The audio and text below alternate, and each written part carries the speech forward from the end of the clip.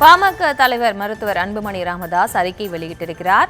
தமிழக உரிமையை காப்பதில் திமுக அரசு படுதோல்வி அடைந்திருப்பதாக அவர் தெரிவித்திருக்கிறார். விவரங்களோடு இணைகிறார் எமது செய்தியாளர் ராஜேஷ். வணக்கம். மேலும் விவரம்.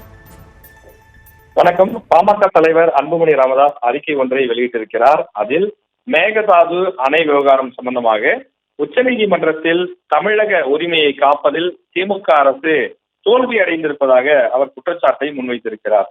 காவிரி ஆற்றின் குறுக்கே மேகதாது என்ற இடத்தில் புதிய அணை கட்டுவதற்காக கர்நாடக அரசு தயாரித்திருக்கக்கூடிய விரிவான திட்ட அறிக்கை குறித்து காவிரி நீர் மேலாண்மை ஆணையம் விவாதிக்க தடை விதிக்க வேண்டும் என்ற தமிழக அரசினுடைய கோரிக்கையை உச்ச நீதிமன்றம் நிராகரித்து விட்டது என்று அவர் குறிப்பிட்டிருக்கிறார். இதன் மூலம் மேகதாது அணை குறித்த விரிவான திட்ட அறிக்கையை மத்திய அரசு ஆய்வு செய்யும் வாய்ப்பு உருவாகி இருப்பதாகவும், மேகதாது அணை கட்டுவதை தடுக்க வேண்டிய திமுக அரசு உச்சநீதிமன்றத்தில் சரியான வாதங்களை எடுத்து வைக்காததன் மூலமாக காவிரி விவகாரத்தில் தமிழகத்தின் உரிமைகளை பாதுகாப்பதில் படுதோல்வி அடைந்திருப்பதாக அவர் குறிப்பிட்டிருக்கிறார்.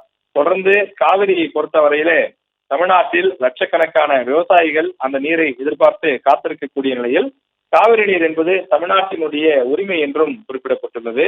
தமிழ்நாட்டு மக்களுக்கு துரோகம் செய்யும் வழக்கத்தை தொடர்ந்து தமிழக அரசு கைவிட வேண்டும் எனவும், உச்சநீதிமன்றத்தினுடைய இந்த தீர்ப்புக்கு எதிராக சீராய்வு மனு தாக்கல் செய்து மேகதாது அணை குறித்து வரைவு திட்ட அறிக்கை தயாரிக்க கர்நாடக அரசுக்கு அனுமதி அளிக்கப்பட்டதையும், அதன் அடிப்படையில் விரிவான திட்ட அறிக்கையை தாக்கல் செய்வதையும் செல்லாது என அறிவிக்க கோர வேண்டும் எனவும் அவர் இந்த அறிக்கையின் மூலமாக தெரிவித்திருக்கிறார்.